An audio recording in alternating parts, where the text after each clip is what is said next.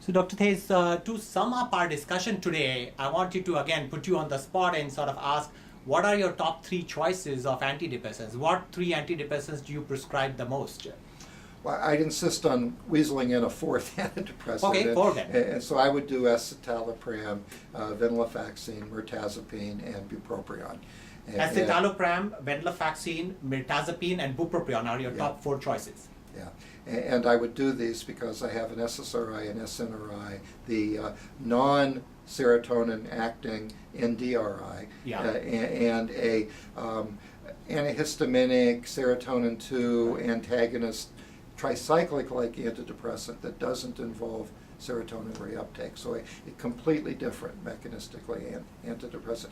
Now, if I'm allowed to take something else to my desert island, I would probably take some vials of ketamine along with me too. Right. I know you've been involved in research and clinical use also of ketamine, and that's for another day. So my last question for you is that, if I developed major depressive disorder of moderate severity, don't have a comorbid anxiety disorder, I used to tell my residents, make sure you put me on bupropion, because I don't need any weight gain, I don't need any sexual dysfunction. So bupropion would be my first choice. Yeah. So what about you? If God forbid you were to develop major depression, what would you take? I would take bupropion first too. I'm overweight. I used to smoke, and I like sex, and I don't want sexual dysfunction. And so these are 3 good reasons. Now, I don't have a comorbid anxiety disorder, at least one at a syndromal level. In my clinical experience, bupropion is not as useful for comorbid anxiety symptoms. I fortunately don't have to worry about seizures, but some people do, and I don't have an eating disorder, some people do.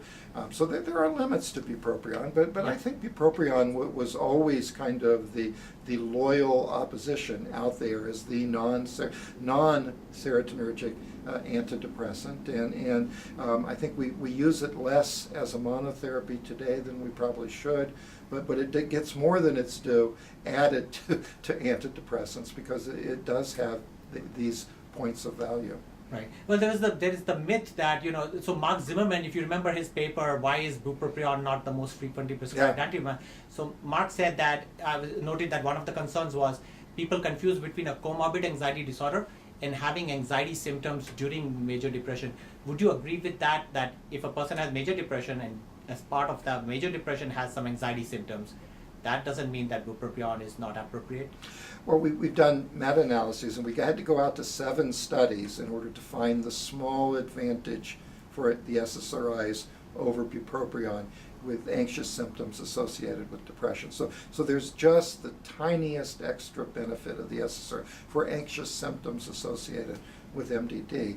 Bupropion's not proven to work for any of the major anxiety disorders, and so I do think you have to stand by the notion that there may be some anxiety disorders that are responsive to bupropion, but you don't have the weight of evidence in support of its use. So if you had, again, God forbid, major depressive disorder, appeared to be somewhat anxious but had no anxiety disorder, but in your depressions appeared to be anxious, you would still want me to prescribe you bupropion?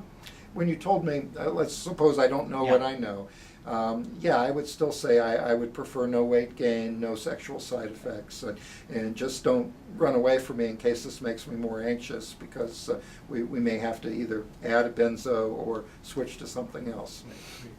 Thank you so much, Dr. Thase, for speaking to us.